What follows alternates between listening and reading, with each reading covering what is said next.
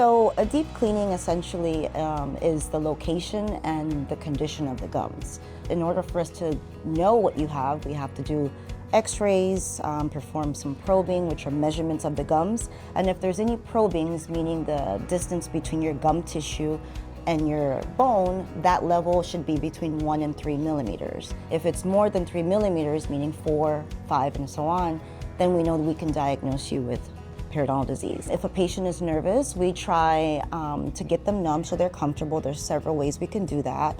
Topical gel, just to kind of numb up the gums.